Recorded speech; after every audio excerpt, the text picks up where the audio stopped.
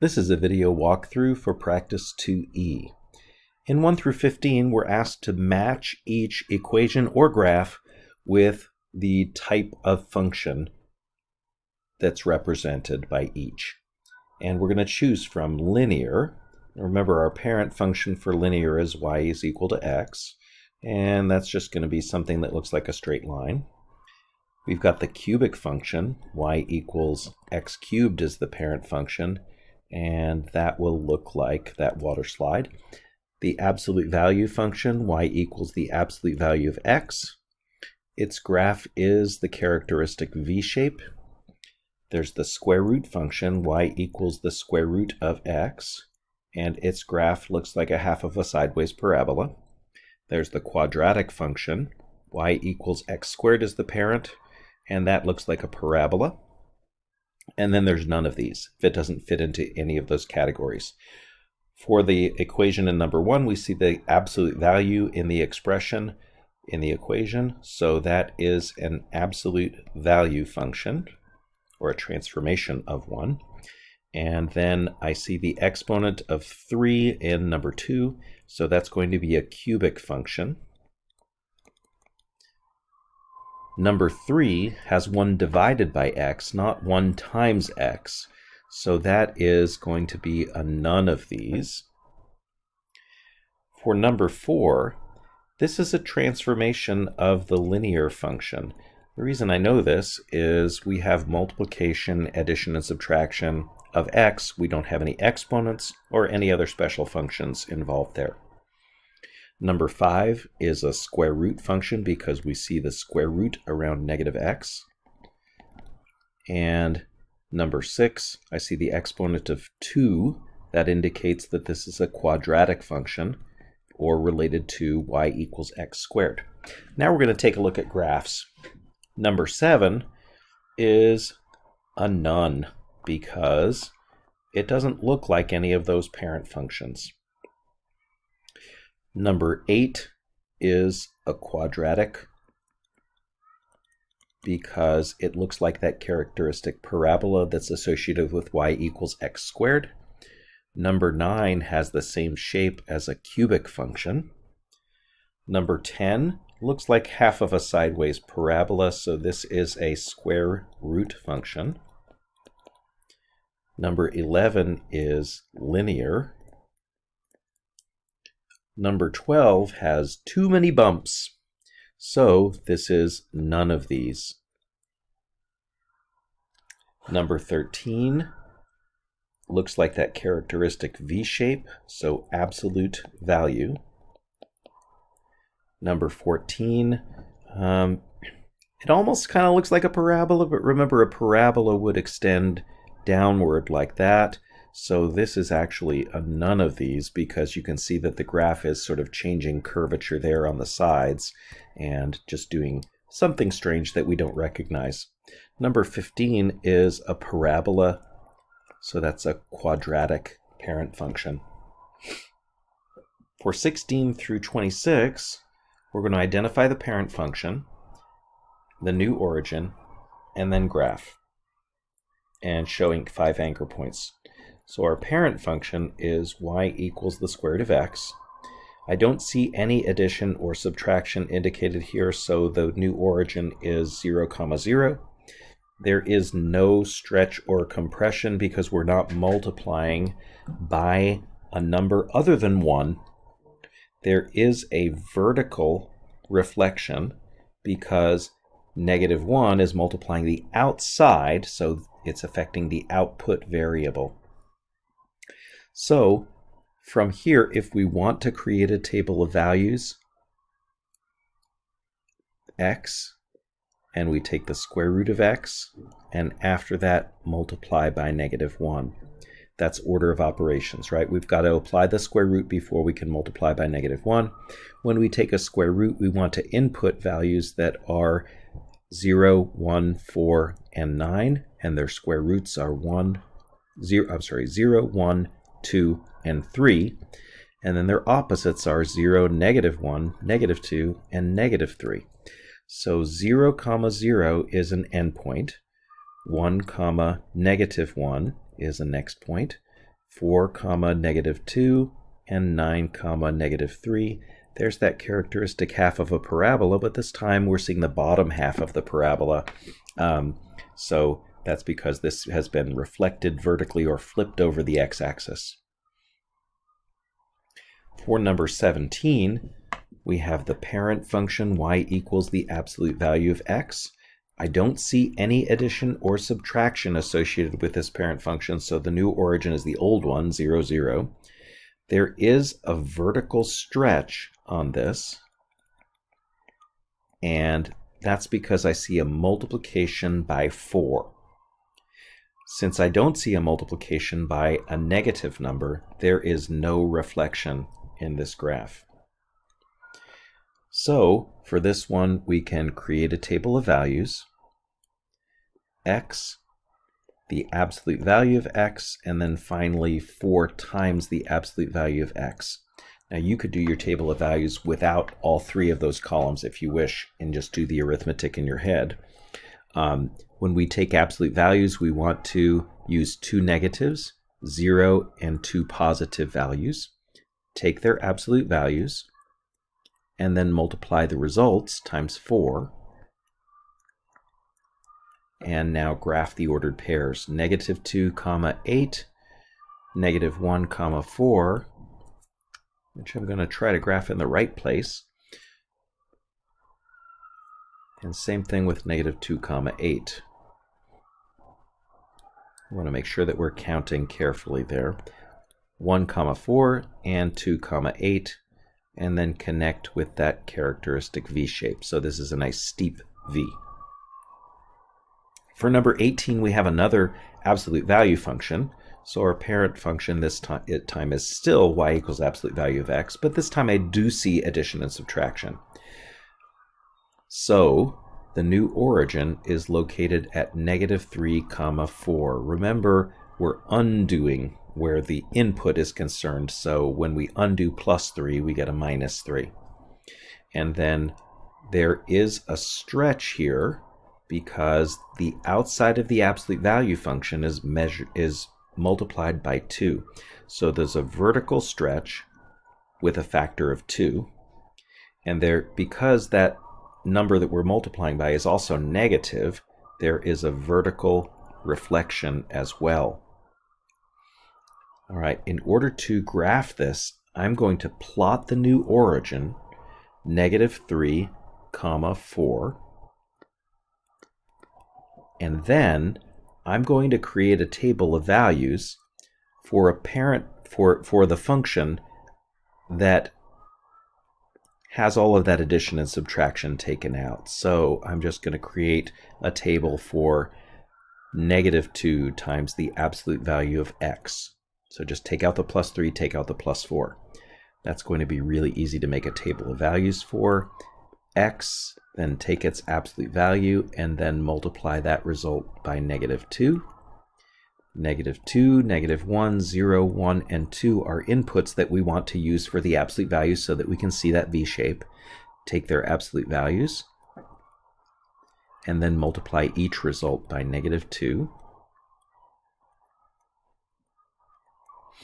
And now we're just going to graph the ordered pairs, but from the new origin. So our first point is negative 2 comma negative 4. That's 2 to the left and 4 down from the new origin. The next point is negative 1 comma negative 2. That's 1 to the left and 2 down from the new origin. Next is 0, 0. That's on the new origin. 1 comma negative 2 is 1 to the right and 2 down. 2 comma negative 4 is 2 to the right and 4 down from the new origin. That gives us that characteristic V shape.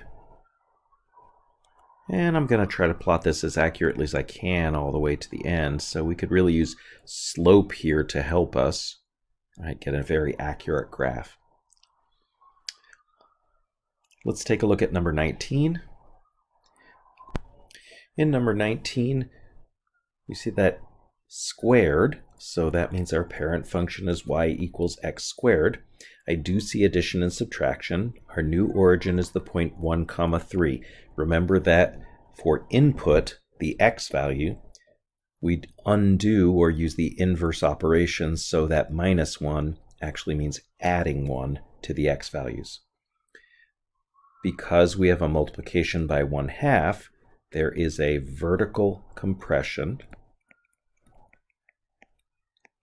I'm just going to put times a factor of 1/2. We're squishing everything to half of its values, or squishing the y values. And then there is no reflection because there's no multiplication by a negative. All right, so I'm going to create a table for y equals 1/2 times x squared. Take all the addition subtraction out of it. And from our table, we'll plot our points from that new origin, which is the point 1, 3. So if you're creating an extended table, x squared, and 1/2 times x squared. We need to take care of that exponent, squaring, before we multiply by 1/2. When we square, we want to plug in a couple of negatives, 0 and a couple positive values. Let's square them, and then multiply each of those values times 1/2.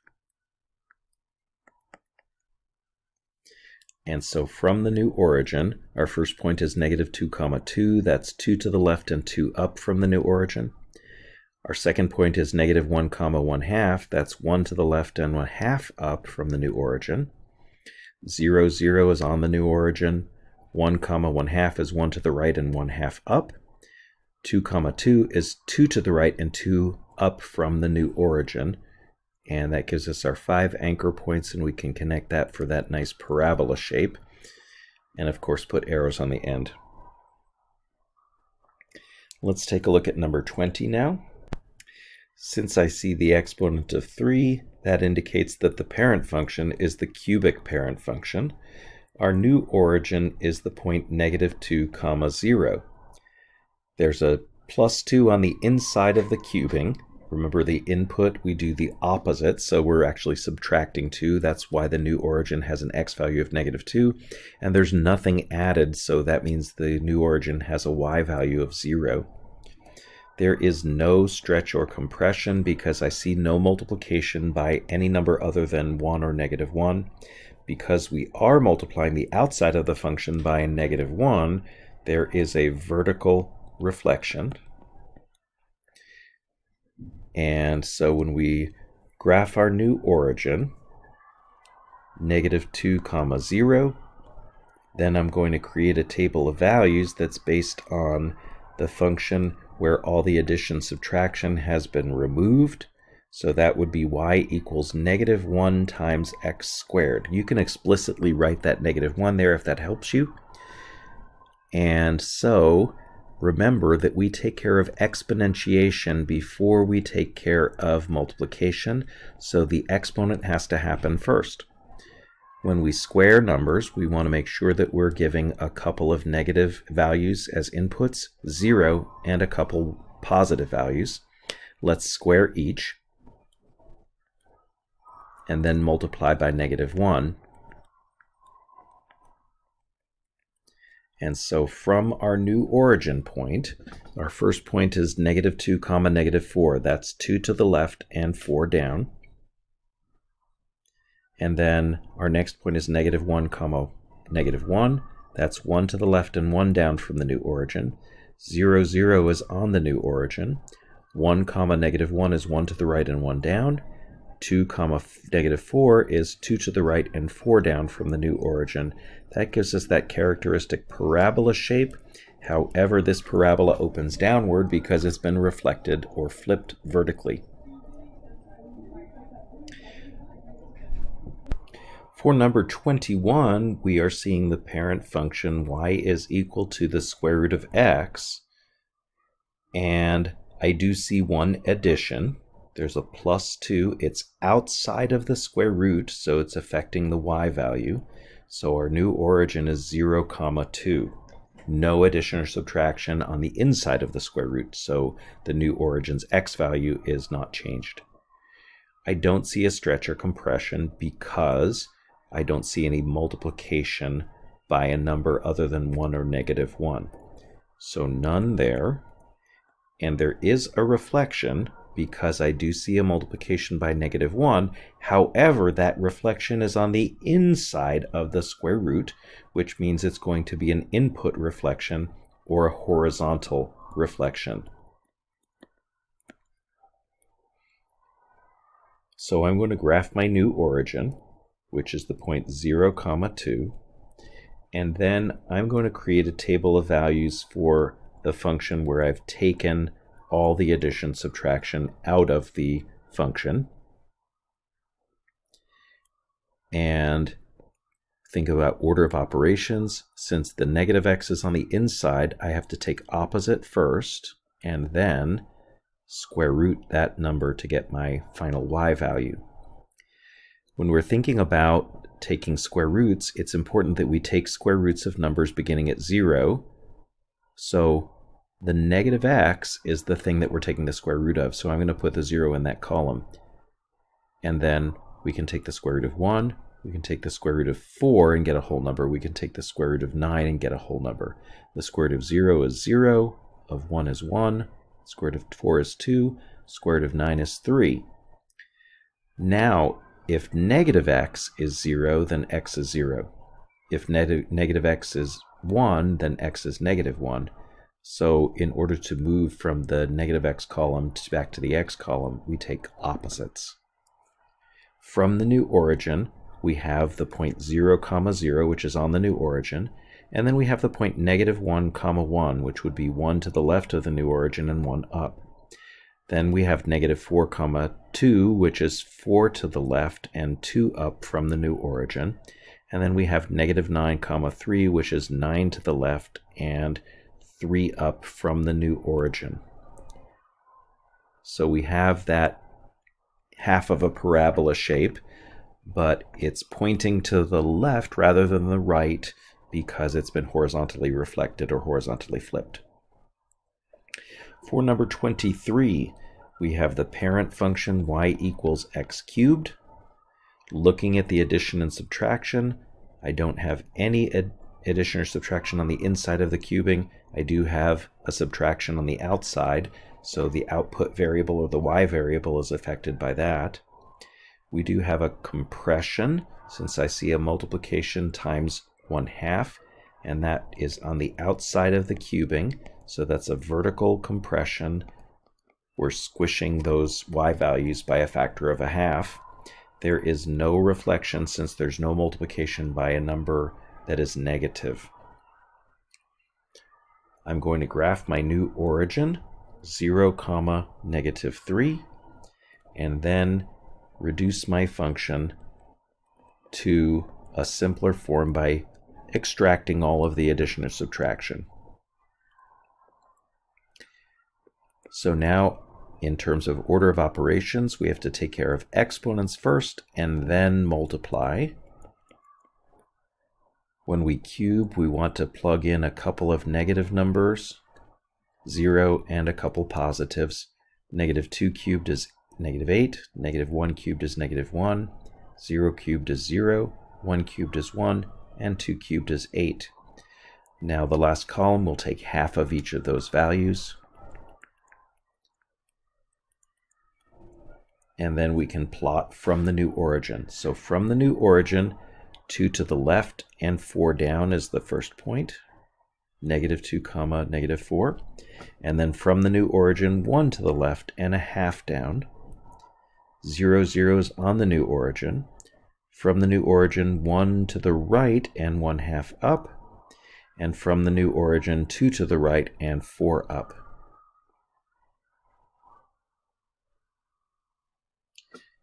And there's our water slide shape.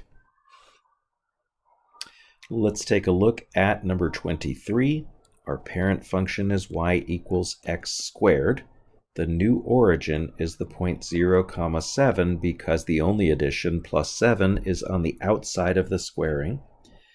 There is a vertical stretch because the outside of the x squared is multiplied by 2. Since that 2 is also negative, there is a vertical reflection as well. Let's plot the new origin. That's the point 0, 7. And then I'm going to reduce the equation to a simpler one where all of the addition and subtraction went away. And in terms of order of operations, we have to square or take care of exponents first and then multiply by -2. So when we square, we want to choose a couple of negative values, 0 and a couple positive values. Let's square all those and then multiply those results by -2. And then plot the resulting points from the new origin. So from that new origin point, 2 to the left and 8 down represents the ordered pair, -2, -8.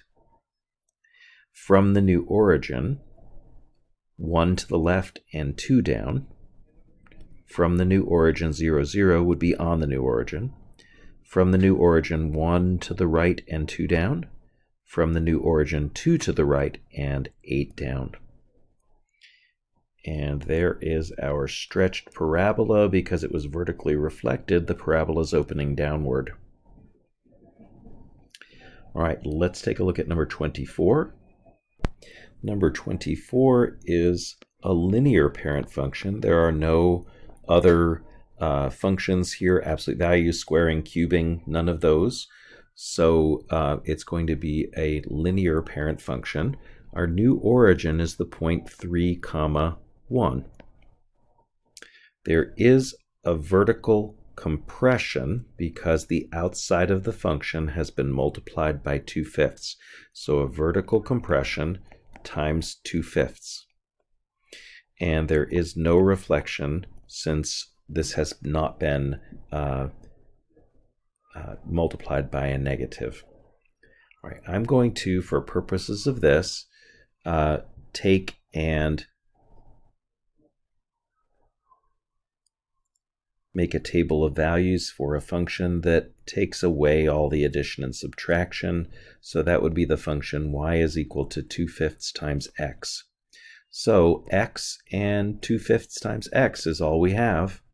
Let's plug in our usuals, -2, -1, 0, 1, and 2. -2 times 2/5 is -4/5. -1 times 2/5 is -2/5. 0 times 2/5 is 0. 1 times 2/5 is 2/5. 2 times 2/5 is 4/5. Now we can plot those points, but from the new origin. So I'll plot the new origin at 3, 1, which is right there.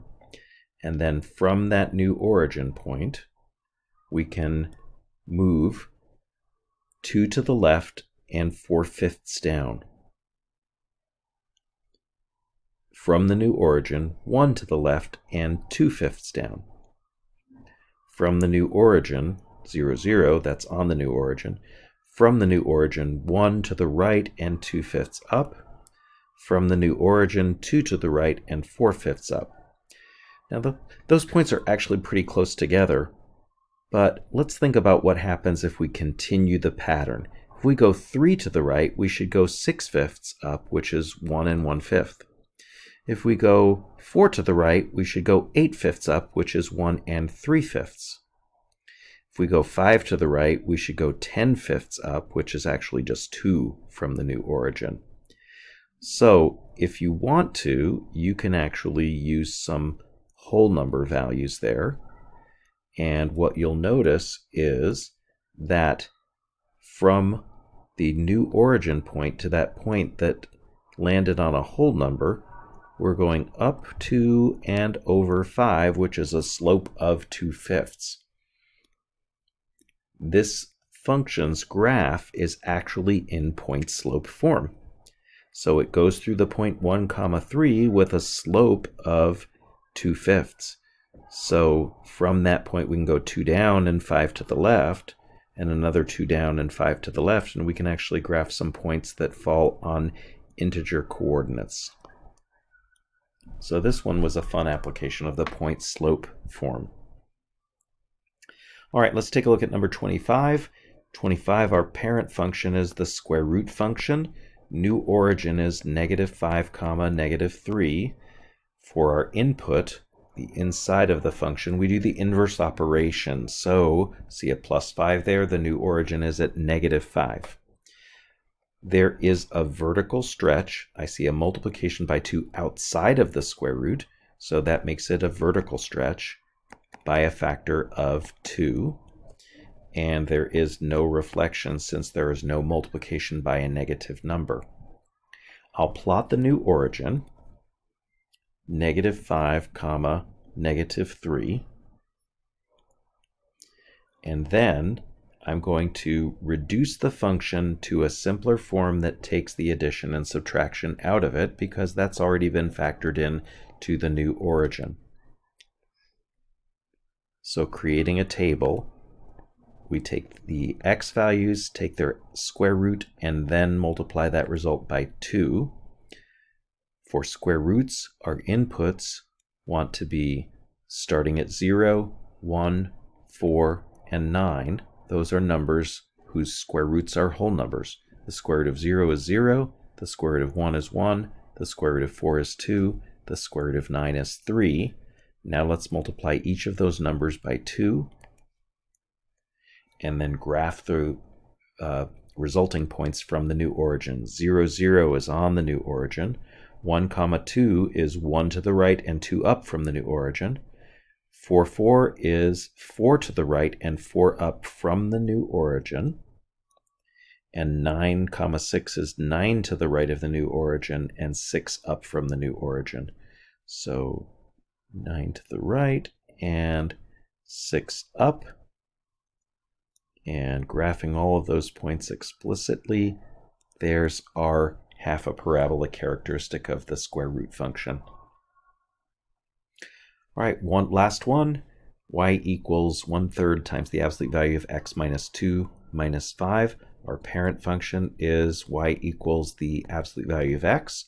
The new origin is 2, -5. Remember that if I see a -2 on the inside of the square root function, we are undoing that or doing the inverse operation where inputs are concerned. So that's why our new origin has an x value of +2. There is a vertical compression since I see a multiplication of 1/3 outside of the square root of the absolute value. So there's a vertical compression by a factor of 1/3. We'll make the y values 1/3 as big as the original parent functions. And then there is no reflection since I don't see a multiplication by -1. I'm going to plot the new origin. That's the point 2, -5. And then I'm going to reduce my function to the same form without all of the addition and subtraction to simplify it. This will make it easy to make our table of values. And in order, input the x's, take their absolute values, and then multiply that result times 1/3. When we take an absolute value, it's important that we input a couple negatives, 0 and a couple positives. Now let's take their absolute values and then multiply that result times 1/3. 2 times 1/3 is 2/3. 1 times 1/3 is 1/3. 0 times 1/3 is 0. 1 times 1/3 is 1/3. And 2 times 1/3 is 2/3. So we can graph each of these points from the new origin. From the new origin, first point is -2, 2/3. That's 2 to the left and 2/3 up from the new origin. I'm going to zoom in on this a little bit. And then our second point is -1, 1/3. That's 1 to the right and 1/3 up from the new origin. 0, 0 is on the new origin. 1, 1/3 is 1 to the right and 1/3 up from the new origin. 2, 2/3 is 2 to the right and 2/3 up from the new origin. Now, if you want to extend that a little bit, if we were to go 3 to the right of the new origin, we would go up by 3/3, which is 1. And we can kind of see a slope associated with this graph as well. From one point to the next, we go over 3 and up 1. And we can extend that. And we can do that on both sides of the graph as long as we're seeing that characteristic V-shape. And that will give us a little bit more accuracy. If you prefer not to graph on the fractional values, as long as we have 5 anchor points at minimum, your graph is fine. That's it for the video.